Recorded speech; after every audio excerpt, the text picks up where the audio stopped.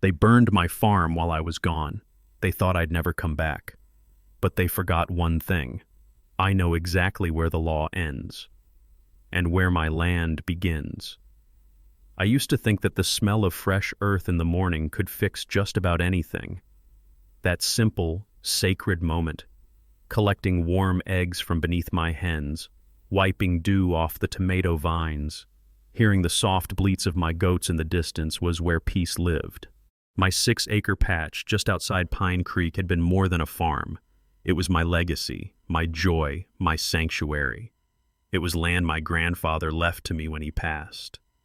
I'd poured 5 years of my life into it, building the chicken coop by hand, planting each row of vegetables with intention, laying irrigation lines in the sweltering summer sun. The barn had been rebuilt twice, better each time. My neighbors knew me as the tomato guy or the one with the polite rooster. And that was just fine with me. I wasn't looking for attention. I was building something real. For the most part, even after the Oak Ridge Estates development sprang up next door, the residents kept to themselves. Big houses with spotless lawns, manicured hedges, and mailboxes that all matched like soldiers in a parade. I figured we could coexist. Me with my compost pile and goat-trimmed grass, them with their robotic mowers and leaf blowers. Then Karen Whitfield moved in. I first saw her the morning Herald. My rooster did what roosters do best, crow at sunrise. She stormed to the fence line in pristine white slacks, a sharp blouse that looked like it had never seen the inside of a washing machine, and a glare that could cut through fog. "Is that your rooster making that awful noise at 5 o'clock a.m.? She snapped, arms folded. "No hello, huh?" I replied with a chuckle. "That's Harold, he's just doing his job." "Well, this isn't the country anymore," she huffed. "This is Oak Ridge Estates. We have standards." I wiped my hands on my jeans and tried to stay civil. "My land isn't part of Oak Ridge. I was here before it even broke ground. I fall under different zoning." She narrowed her eyes and scanned my coop, garden rows, and compost pile like a soldier surveying enemy territory. "We'll see about that. I'm on the HOA board now, and we don't tolerate unsightly farm activity bringing down property values." That was the start. I didn't take it seriously at first, but I should have. The first letter came a week later, tucked into my mailbox like an ordinary piece of junk mail, until I saw the Oak Ridge Estates logo at the top. "Notice of violation," it read in stiff legalese. I was being cited for excess poultry, visible compost materials, and improper fencing. I wasn't even part of the HOA. None of their rules applied to me. But the letters kept coming anyway. Every week, a new violation. A new threat of fines. I started collecting them in a folder I kept next to the breaker box. I had a bad feeling I'd need them someday. Karen escalated. She called county officials about my goats. She filed noise complaints about Harold. She took photos of stray chicken feathers floating across the property line and shared them at HOA meetings, calling my farm a biological hazard. Neighbors who used to wave now averted their eyes. Mrs. Gonzalez stopped buying eggs. Only Lisa Martinez still said hello as she passed with her dog each evening. "Don't take it personally," Lisa said one day, leaning against my fence. "Karen's showing those photos at meetings. Says your farm is a public health threat. People are scared." I sighed. "But I'm not even in the HOA." "She's trying to change that," Lisa warned. "She's been talking about redrawing the zoning lines. Her husband has friends on the county board." That night, I barely slept. But the worst part wasn't Karen. It wasn't the letters or the rumors. It was my mother. Her cancer had returned, and her treatments were aggressive. She needed someone with her, and that someone was me. I'd spent the past few years driving 3 hours every few months to help. This time, I'd need to be gone for 2 full weeks. She had no one else. Before leaving, I took every precaution I could. I asked Miguel, a trusted friend, to feed the animals daily. I installed 2 new motion sensor security cameras, one watching the fence line, the other pointed at the coop and barn. I even called the sheriff's office and asked them to keep an eye out. "You're being paranoid," Miguel said with a laugh as he helped load my truck. "What's the worst that could happen in 2 weeks?" I didn't answer. As I pulled away, I saw Karen standing in her driveway, phone in hand, eyes locked on my truck like she was watching prey flee. In her garage, red plastic containers lined the back wall. Gas cans. Or maybe just paint. I couldn't tell. If only I'd stopped. If only I'd turned around. But my mother needed me. And in those 2 weeks I was gone, my life, everything I'd worked for, was reduced to smoke and ash. The road that led to my farm had always smelled like honeysuckle in the spring. But that morning, as I turned onto the gravel path, the scent in the air was something else entirely. Acrid, thick, like burned rubber and wet wood. The sky wasn't blue, it was smeared gray, like someone had taken a dirty brush to the clouds. My heart started pounding. I pressed the gas harder, the tires of my old pickup scattering gravel behind me. The smell got worse the closer I got. My throat tightened. A strange silence blanketed the land. No distant bleating from the goats, no rustle of feathers, no familiar song of herald greeting the day. I gripped the steering wheel hard enough that my knuckles turned white, and then I saw it. I slammed on the brakes so hard the truck fish-tailed sideways, the tires screaming. The landscape ahead was unrecognizable. Where my garden used to stretch in perfect rows of deep green and fresh reds, there was only scorched dirt and twisted metal. The chicken coop, hand-built, every nail hammered with love, was nothing but charred beams, blackened and still smoldering. The red barn that had stood proudly for years, its doors always wide open to fresh air, now a skeletal frame against the hazy sky. My world was gone. I threw the truck door open and ran. I didn't care that I tripped on a buried pipe or that hot cinders burned through the knees of my jeans. I dropped to the ashes where my coop used to be, my palms sinking into the warm, gritty earth. "Henrietta, Cluck, Ruby," I called, voice cracking. "Harold?" Silence. Not even the flutter of feathers in the breeze. I don't remember how long I knelt there. 5 years of sweat, dawns, repairs, aching muscles, and laughter, all of it, obliterated in 2 weeks. Even the flower beds I had planted for market sales were scorched down to blackened stems. My produce stands, where neighborhood kids used to sneak strawberries while pretending not to, reduced to nothing but warped aluminum and splinters.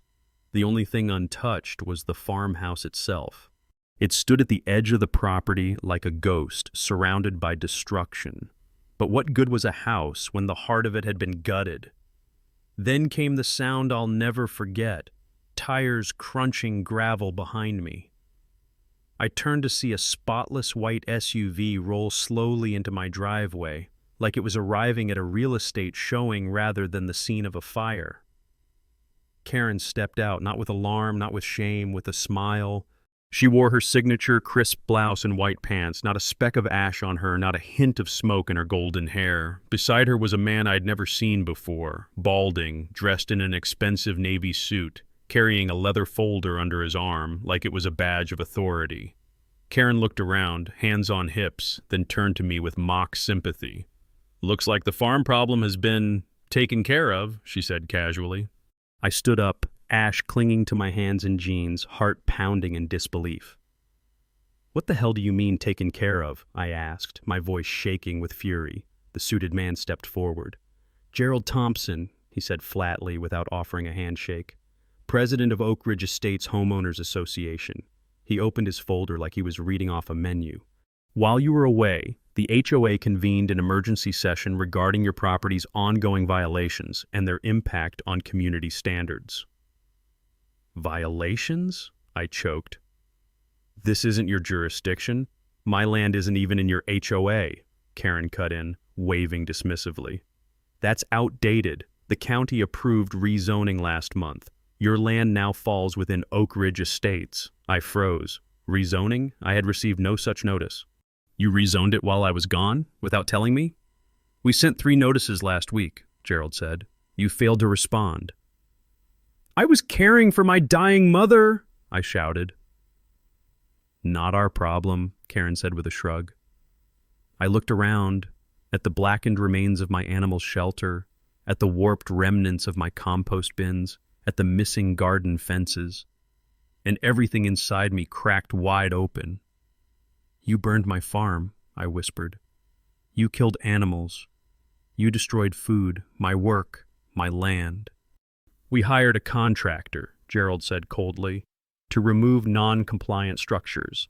The fire was unfortunate, possibly due to dry conditions." I stared at him, stunned. They hired someone to destroy my property, I realized, and now they're pretending it was a mistake. Behind them, a few neighbors had gathered, standing at the edge of the road. Some averted their eyes, a few nodded in agreement with Karen. Only one woman, Lisa, stood frozen, eyes wide with visible remorse. "You have no right," I said, quieter now, the rage turning to something deeper. "None of this was legal." Karen smirked. "You can read the rule book," she said. "We left it in your mailbox. You've got 30 days to bring the rest of your lot into compliance." I didn't say another word. I just looked down at the ruins of my garden, and something glinted through the ash. My county property survey marker, still standing, still exactly where it had always been.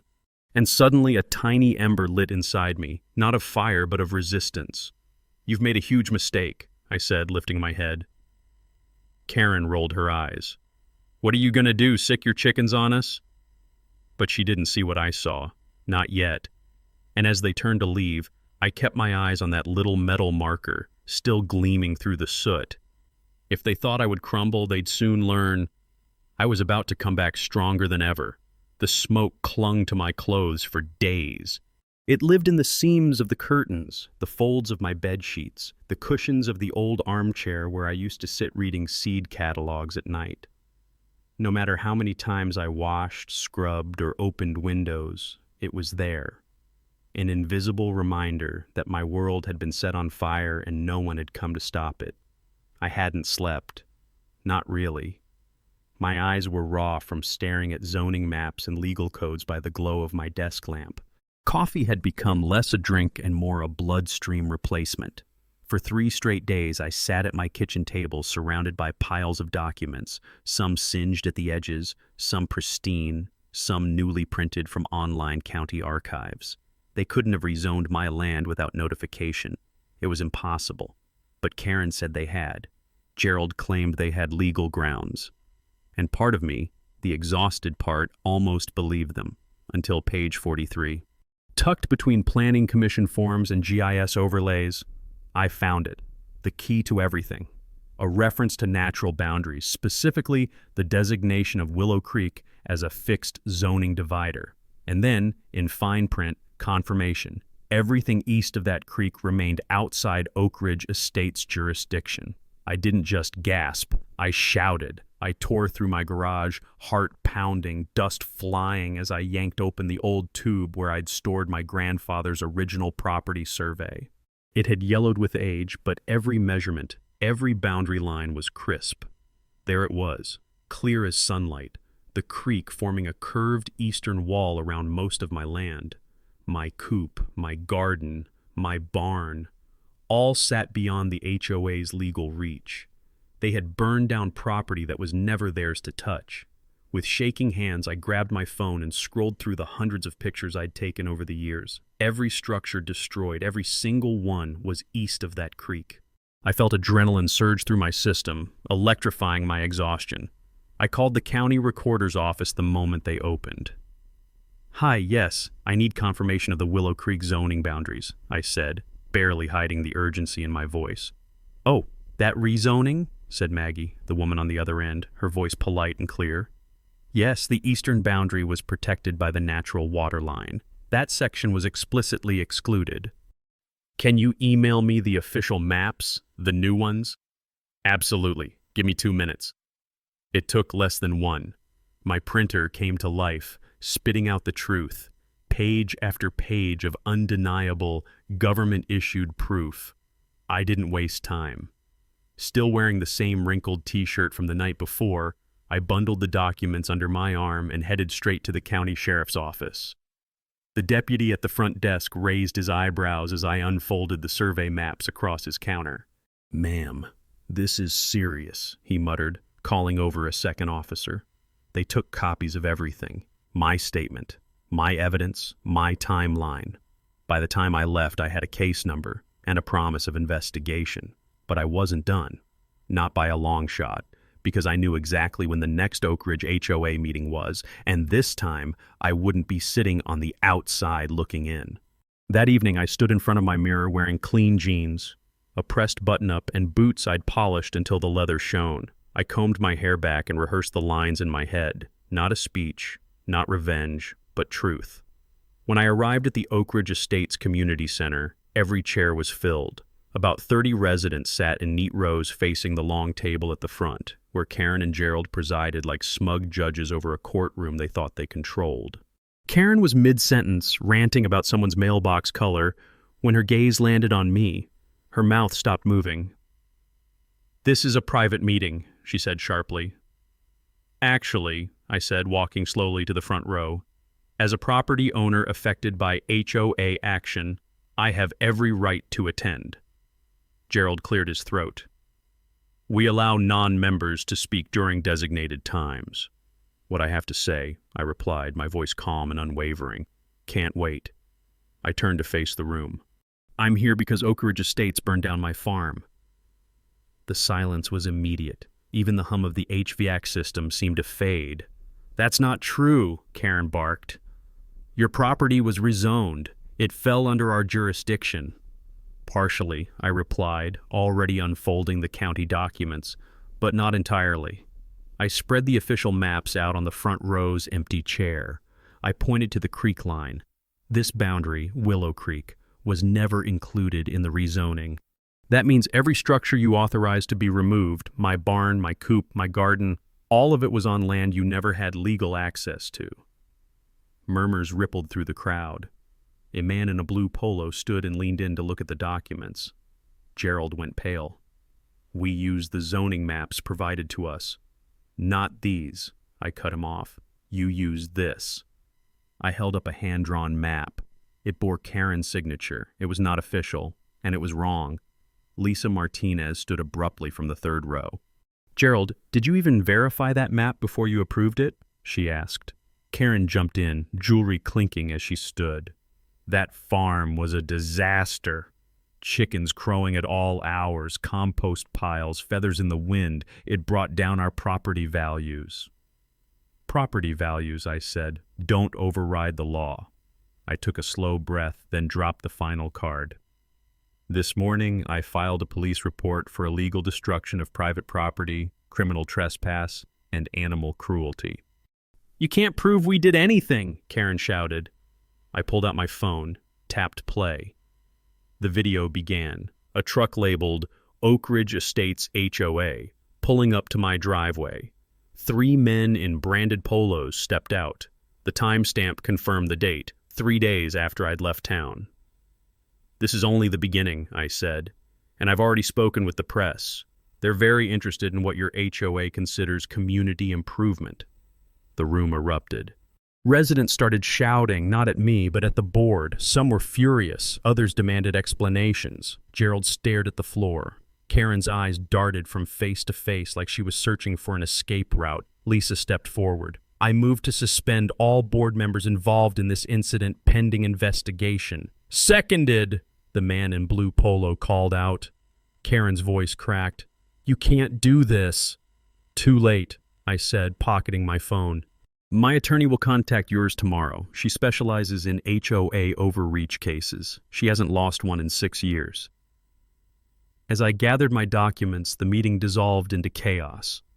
But I didn't raise my voice. I didn't flinch. I walked straight out the front doors, Lisa catching up with me. "I'm sorry," she whispered. "You didn't deserve this." "Thank you," I said. "But this isn't over. They destroyed something precious to me, and now I know they did it without a shred of legal ground. My farm might be in ashes, but the truth was burning hotter than ever, and I had just drawn the first line in the fire they started." The night after the HOA meeting, I didn't sleep. I monitored. I sat on the edge of my bed with a notepad in one hand and the TV remote in the other. flipping between zoning maps and late-night news stories that had already begun picking up whispers of what had happened. By sunrise, I had a list of every legal angle I needed to pursue. But before I could act, my phone buzzed with a message that made my heart jolt. "Call me ASAP. You need to see this. Tom." Tom lived 3 houses down from Karen. We'd never spoken much before this, but that morning we sat in his living room watching silent footage from one of his backyard security cameras. Timestamp, 6:02 a.m., the morning the fire began. Karen's white SUV pulled to a stop just feet from my property line. She stepped out, looking both ways. And in her hands, what looked like a red gas can. Tom didn't say anything. He just paused the footage on her figure, frozen in mid-step. The can's nozzle was visible. She held it with gloved hands. "I didn't think anything of it at the time," Tom said, shaking his head. "But when I heard what happened, I need a copy of that video," I said. "The police need to see it too." He nodded, already saving the file to a flash drive. Before I left, he added, "She's been trying to buy your land for months. You knew that, right?" "No," I said, "but it doesn't surprise me." That afternoon, as I sat down to make copies of my court paperwork, someone knocked on my door. It was Gerald. No suit this time, just a wrinkled shirt, eyes red, lips pressed tight like he'd spent the whole night in regret. "The HOA board, they voted me out," he muttered. "Emergency session. They're scared. Of you, of the press, of the lawsuit." "They should be," I said. He held out a thick folder. "There's something you don't know. Karen wasn't just trying to get rid of you. She's a silent partner in a development company. They've been planning an expansion of Oak Ridge, right through your land." I opened the folder. Blueprints, contracts, land purchase proposals. And there it was, clear as day. Karen Whitfield, minority investor. "This wasn't about chickens," I said flatly. "It was never about noise or compost. It was greed." Gerald nodded slowly. "She told us the fire started during the cleanup, but the contractors said it had already been burning when they arrived. She left that morning for over an hour and came back acting different, energized." He paused. "She didn't just want your farm gone. She wanted it erased before the sale records hit public notice." I closed the folder and met his eyes. "She lit that fire." "I didn't say that," Gerald said, "but she sure didn't stop it." That night, while brushing ash from a half-burned fence post, I spotted something poking from the grass near the edge of the pond behind Karen's house.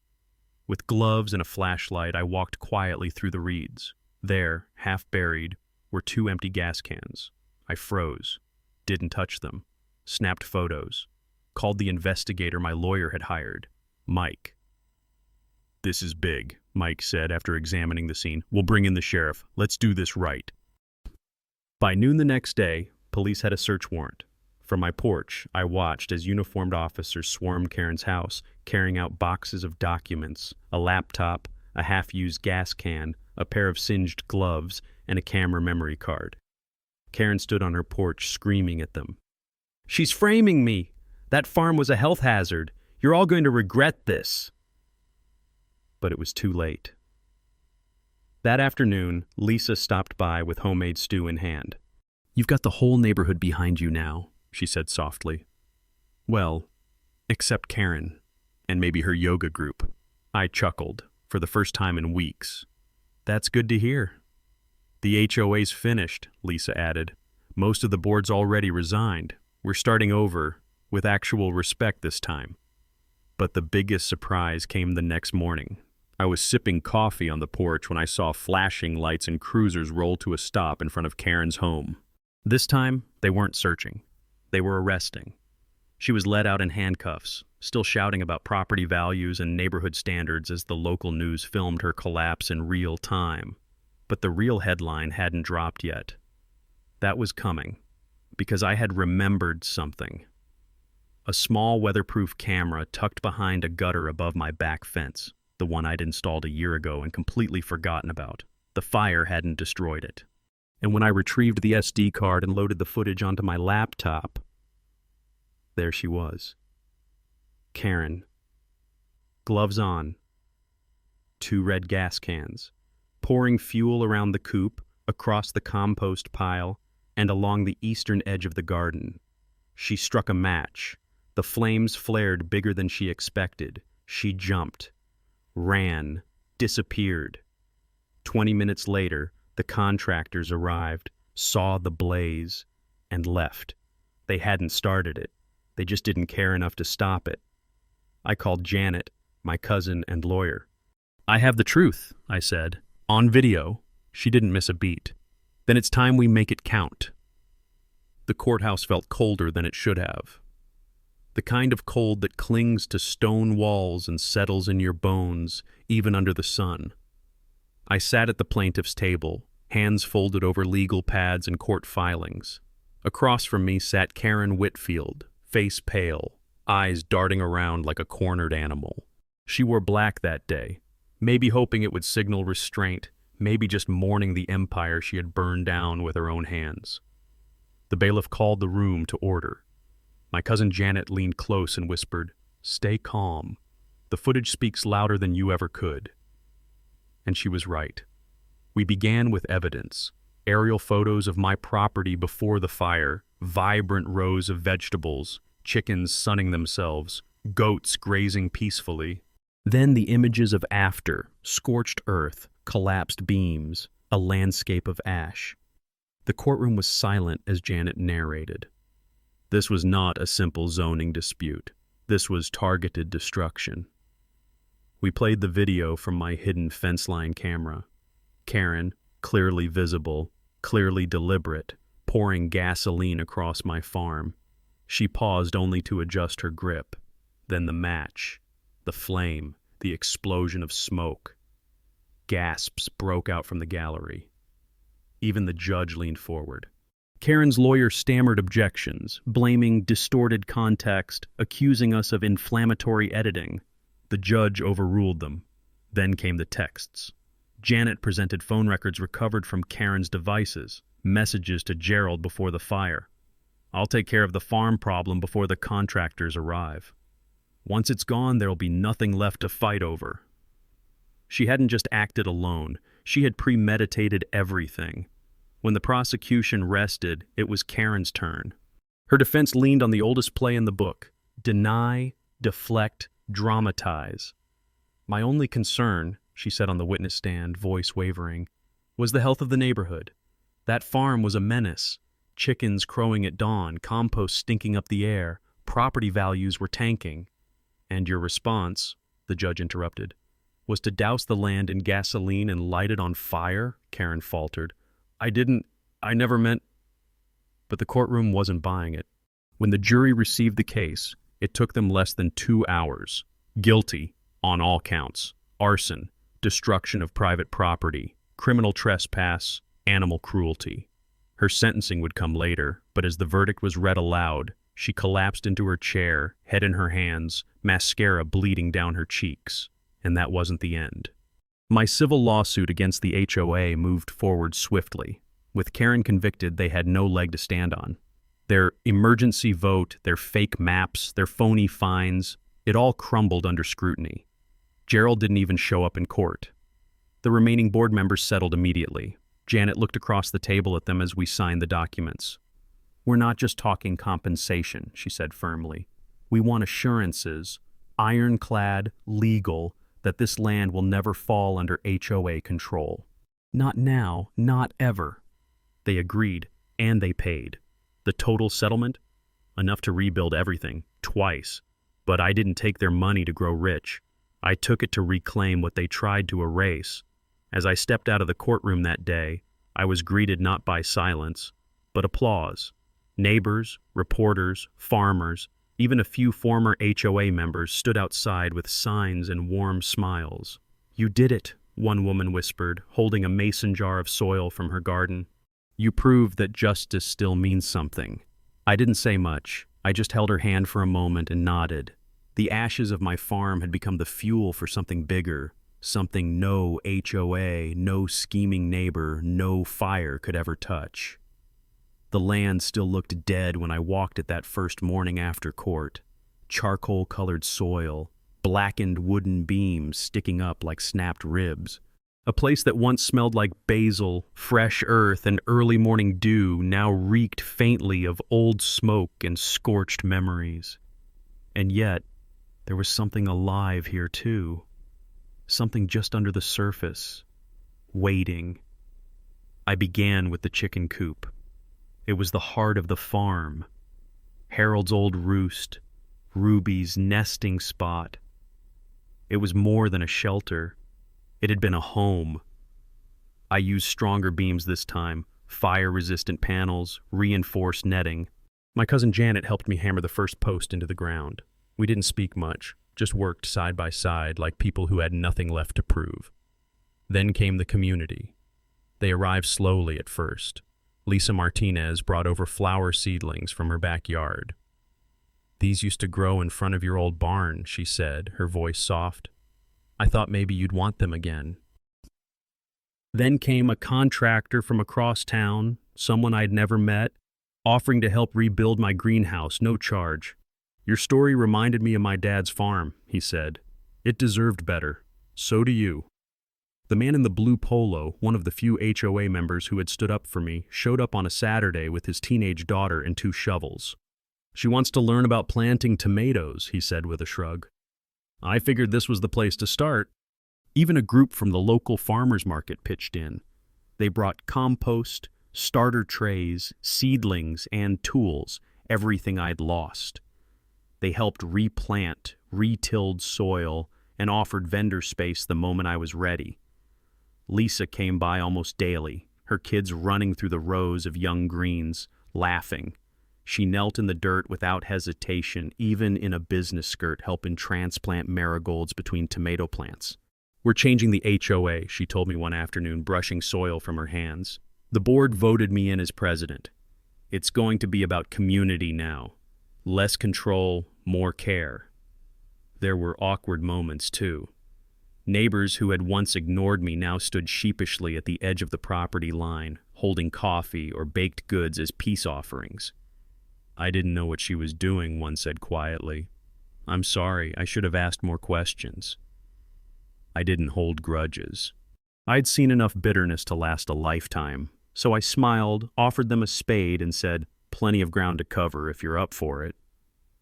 Each day brought something new.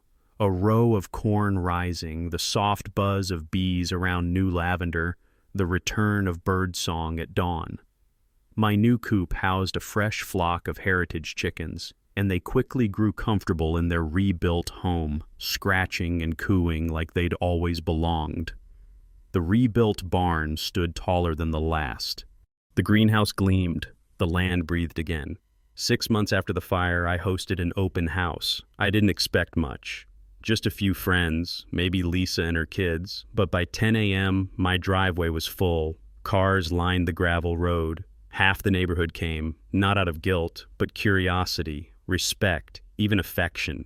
Children fed chickens by hand. Adults asked about composting, crop rotation, solar power. A few old-timers shared their own farming stories over coffee. One man, new to the neighborhood, asked, "Is it true you're teaching gardening classes now?" I nodded. "Every Saturday morning, free to anyone who wants to learn," he smiled. "Sign me up." As the sun began to set, casting gold over the newly planted rows, I stepped back and looked at it all. Not the work, not the buildings, not even the crops, the people.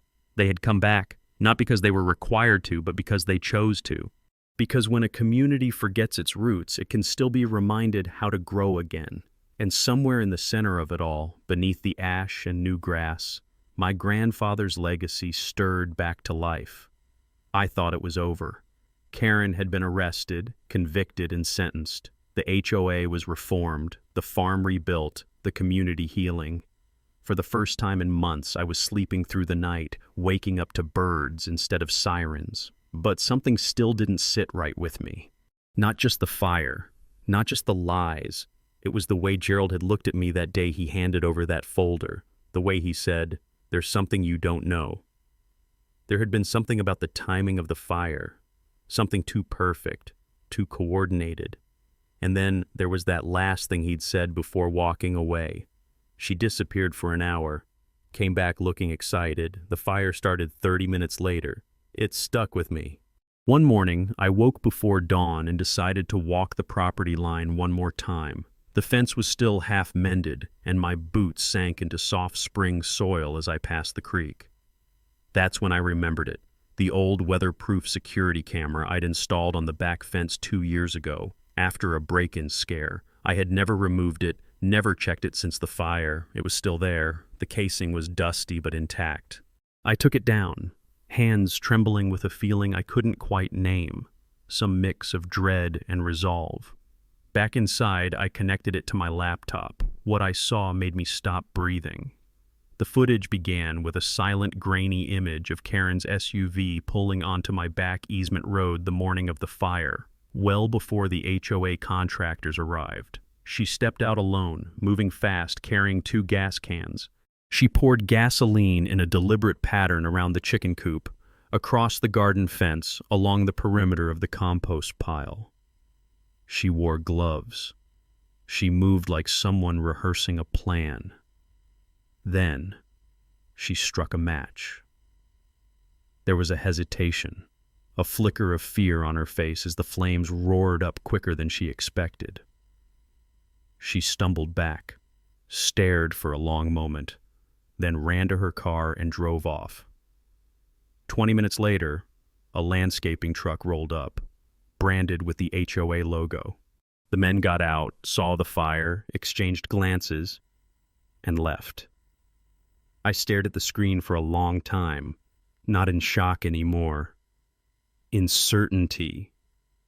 This was never about HOA bylaws. This was arson, plain and deliberate.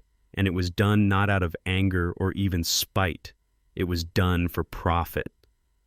I called Janet immediately. She came over with 2 travel mugs of coffee and her laptop already open. "There's more," she said grimly. Gerald's folder wasn't the full picture. She showed me property development filings from the county clerk's office. Months before the fire, a real estate company named Silvergate Development Partners had filed a confidential intention to build 12 luxury homes, right on my land. Karen Whitfield was listed as a silent stakeholder. Her investment had been registered under a shell company, but it traced back to her name. She hadn't just wanted me gone. She had planned to erase me, burn down the evidence, get me out, absorb the land, develop, profit, disappear. And the worst part? It almost worked. The next morning, the news caught up. With the new footage released to authorities, local stations exploded with updates. New footage confirms arson. Former HOA leader set fire for personal gain. Karen Whitfield under federal investigation for fraud and conspiracy. Farm fire was cover-up for illegal development plan. The story went national within days. Neighbors I hadn't spoken to in years called to apologize. One woman sobbed on my front porch, clutching a homemade pie. "I voted for her HOA plan," she said. "I thought she was protecting us." "She wasn't protecting anyone," I told her. "She was preparing to sell you out too." Even Gerald stopped by again, this time offering no folder, just words. "I should have stopped her. I saw the signs, but I was too proud, too tired to question anything." "I don't need your guilt," I said. "Just help Lisa rebuild something better." He nodded. "That's the plan." Karen was indicted a second time, now on federal charges: arson with intent to defraud, conspiracy to commit real estate fraud, unlawful land conversion. Her business accounts were frozen. Her properties were seized. The development company collapsed. When they auctioned off her home, a young family bought it. They planted apple trees in the backyard and sent me a letter inviting me to teach their kids how to garden. I stood in the same spot where Karen once sneered at my compost pile and watched new life take root. That boundary she had crossed, the one drawn by law, by nature, by morality, had finally snapped back on her, and it had left a scar. But where she saw land as numbers, I saw soil. Where she saw chickens as nuisance, I saw them as family. And where she saw a future paved in concrete, I saw one blooming with color and breath. And this time, the land agreed with me. A year to the day after the fire, I woke before sunrise. The farmhouse kitchen was filled with that early morning stillness I'd once feared I'd never feel again. Coffee bubbling on the stove, the soft cluck of hens outside, the breeze carrying the scent of rosemary and wet soil through the open window. I slipped on my boots, same ones I'd worn during the rebuild, and stepped outside. The land had changed, but then again, so had I. The tomato vines were thriving again, stretching up trellises stronger than the ones before. Bees buzzed along the borders of the greenhouse, which now glinted proudly with solar panels. Rows of flowers lined the eastern fence, where once only blackened ground remained. And the coop, rebuilt, reinforced, blessed with a new flock, stood like a small fortress of resilience. My new rooster, Apollo, greeted the dawn with a proud cry. Harold would have approved. And beyond the crops, I could see the community waking with me. Children rode their bikes down the gravel road, stopping to peek through the fence and wave. Neighbors, once distant and divided, now came regularly, asking about soil acidity, compost layering, seed-saving techniques. The farm had become more than a home again. It had become a heartbeat. Lisa arrived with her twins and a tray of seedlings. "We're building raised beds at the community park," she said, handing me gloves. "Figured we'd use some of your soil magic," I chuckled. "Just chicken droppings and patience." We planted side by side in the rich soil that once held nothing but ash. The kids ran around with watering cans, shouting about worms and weeds, while neighbors came and went, offering help, sharing stories, planting roots of their own. The HOA, now under Lisa's leadership, had transformed entirely. They'd swapped fines for potlucks, complaints for compost. And instead of bylaws about fence height, they'd written a new initiative, the Community Resilience Program, based on the farm and what it had survived. They even invited me to help run their first neighborhood farmers market, right in the park that once hosted HOA meetings filled with threats and tension. I agreed, on one condition. "We don't sell control anymore," I told them. "Only tomatoes." That afternoon, the same news crew that had first covered the fire returned. The reporter asked, "How do you feel standing here looking at what's grown back?" I looked over the fields, the rows, the trees, the laughter. I didn't answer right away. Then I said, "I used to think roots made a farm, but it's what you plan after loss that shows you what really matters." The last thing I rebuilt was the sign. I carved it from the wood of the old barn door, sanded it smooth, and mounted it at the edge of the property, just past the stone path. It read, "Ashwood acres grown with fire, rebuilt with love."